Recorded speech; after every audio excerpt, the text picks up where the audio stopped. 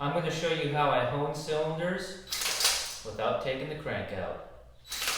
You can see the crankshaft is still in the block, bolted in place. I just stuff enough shop rags or towels down in the cylinders and cover up the crankshaft, cover up the journals, anything exposed down there.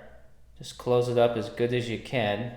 And then I just take some Whiskey Delta or whatever lube you're going to use during the honing process and soak the towels with it.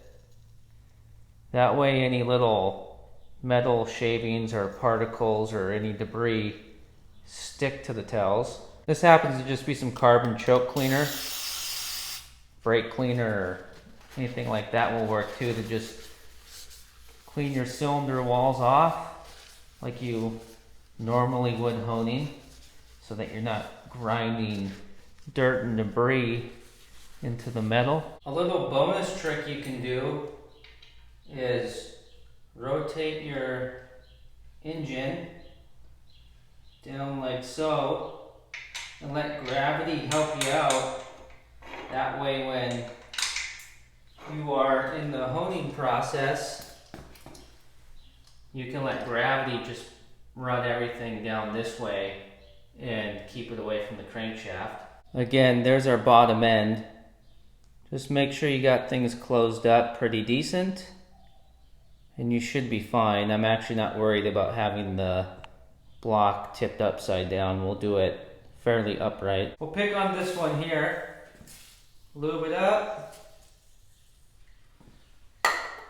and we'll go medium speed. And I don't even know what grip these stones are, by the way. It doesn't matter if you're just trying to get something running like this. You know, you're not doing a race car or something for a customer.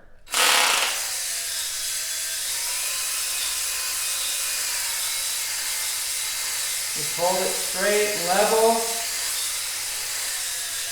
Oh, I just snagged one of the towels. That's why I got two of them in there.